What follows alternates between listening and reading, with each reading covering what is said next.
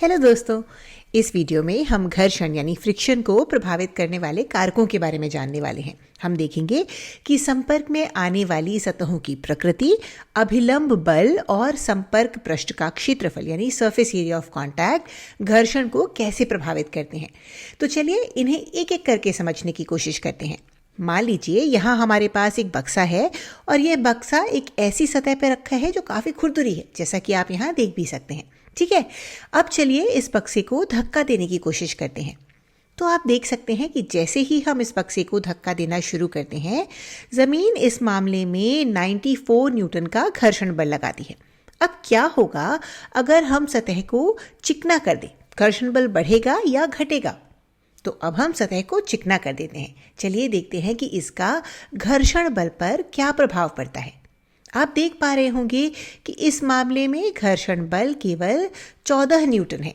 तो हम कह सकते हैं कि जैसे जैसे सतह का खुरदुरापन बढ़ता है, घर्षण बल भी बढ़ता है। तो हम ये निष्कर्ष निकाल सकते हैं कि खुरदुरी सतहें अधिक घर्षण उत्पन्न करती हैं, क्योंकि सतह की अनियमितताओं यानी इरेगुलरिटीज के बीच इंटरलॉकिंग होती है। चलिए समझने की कोशिश करते हैं कि सतह की अनियमितताओं की इंटरलॉकिंग से हमारा क्या मतलब है। तो मान लीजिए कि ये दो सतहें हैं, सतह नंबर 1 और सतह नंबर 2, और मान लीजिए कि सतह नंबर 1 सतह नंबर 2 के ऊपर खिसकने की कोशिश कर रही है।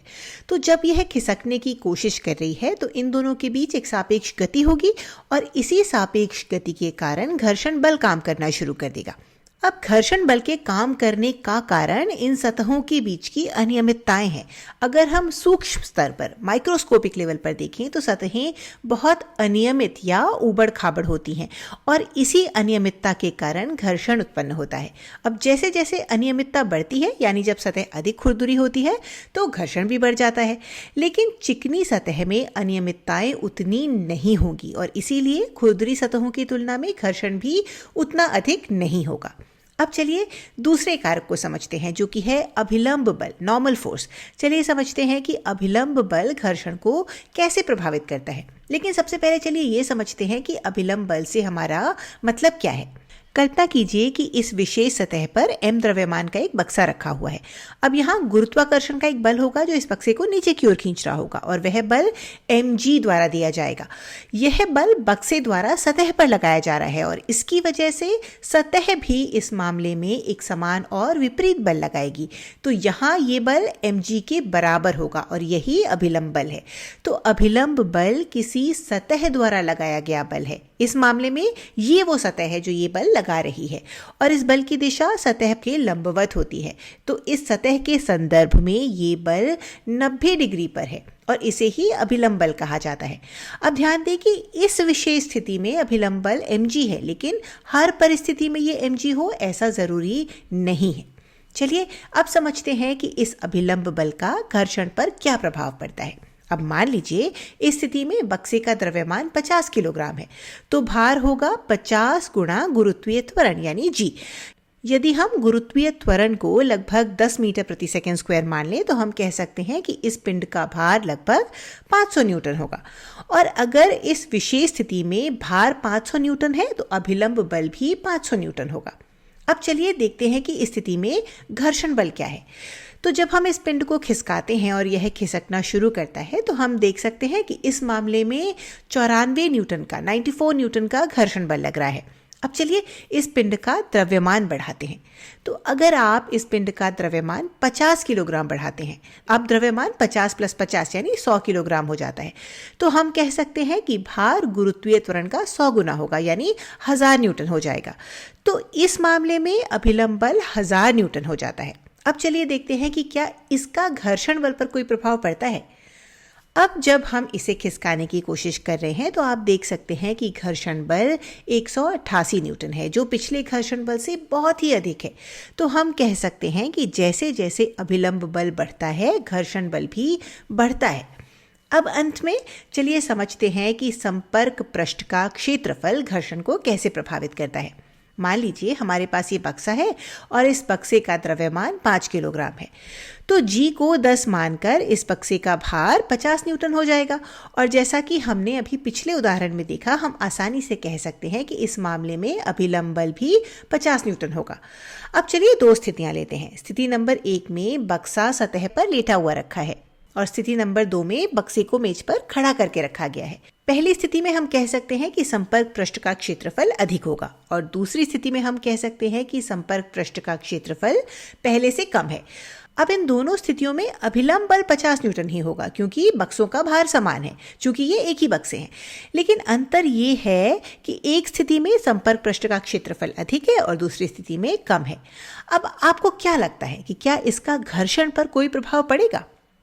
तो हम पहले से ही जानते हैं कि घर्षण का कारण सतह की अनियमितताओं की इंटरलॉकिंग है। तो हम सोच सकते हैं कि जिस स्थिति में सतह का क्षेत्रफल अधिक है, इंटरलॉकिंग भी अधिक होगी और इसीलिए घर्षण भी अधिक होगा। लेकिन क्या वास्तव में ऐसा होता है? चलिए प्रयोग करके पता लगाते हैं। अब यहाँ हमारे पास एक ही बक्सा है, लेकिन ये दो अलग अलग स्थितियों में रखा है। अब जैसे ही हम इन बक्सों पर बल लगाते हैं तो ये कमानीदार तुला, ये स्प्रिंग बैलेंस कुछ रीडिंग दिखाएगा और यह रीडिंग विरोधी बलों को दर्शाएगी। तो इस मामले में विरोधी बल क्या है? घर्षण बल। मान लीजिए कि हम इन दोनों बक्सों को समान मात्रा में विस्थापित कर रहे हैं और हम नोट कर रहे हैं कि स्प्रिंग बैलेंस में रीडिंग क्या है। तो जब हम ऐसा करते हैं, हम पाएंगे कि इन दोनों स्थितियों में स्प्रिंग बैलेंस की रीडिंग बिल्कुल समान है। मान लीजिए कि इस स्थिति में बैलेंस की रीडिंग 50 है, तो दूसरी स्थिति में भी ये 50 ही होगी। तो बैलेंस की रीडिंग वास्तव में हमें घर्षण बल के बारे में बता रही है, क्योंकि घर्षण बल ही वह बल है जो यहाँ इस गति का विरोध कर रहा है।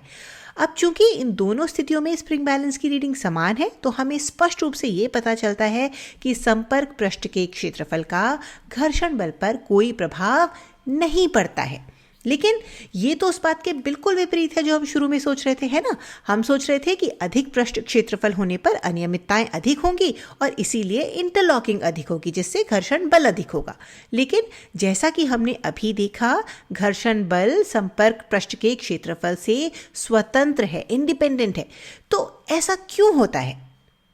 तो इसके पीछे का कारण ये है कि जब सतह का क्षेत्रफल बढ़ता है तो प्रत्येक बिंदु पर दाब यानी प्रेशर कम हो जाता है, क्योंकि हम जानते हैं दाब प्रति इकाई क्षेत्रफल पर लगने वाले बल के बराबर होता है। दाब बराबर बल बटे क्षेत्रफल। तो जैसे जैसे सतह का क्षेत्रफल बढ़ता है, दाब कम होता जाता है और जैसे जैसे सतह का क्षेत्रफल कम होता है, दाब बढ़ता जाता है। तो वास्तव में होता यह है कि ये दोनों प्रभाव एक दूसरे को रद्द कर देते हैं, कैंसिल कर देते हैं। इसलिए कुल घर्षण बल समान रहता है और यही कारण है कि इस स्थिति में भले ही सतह का क्षेत्रफल अधिक था, लेकिन दाब कम था, इसीलिए घर्षण नहीं बढ़ा। और इसी तरह दूसरी स्थिति में सतह का क्षेत्रफल कम था, लेकिन दाब अधिक था। तो दोनों प्रभाव एक दूसरे का इस तरह से विरोध कर रहे हैं कि संपर्क पृष्ठ के क्षेत्रफल के साथ घर्षण नहीं बदल रहा है। तो हम निष्कर्ष निकाल सकते हैं कि आदर्श परिस्थितियों में सतह का क्षेत्रफल घर्षण को प्रभावित नहीं करता है। तो हमें उम्मीद है कि अब आप स्पष्ट रूप से समझ गए होंगे कि घर्षण को प्रभावित करने वाले कारक क्या हैं।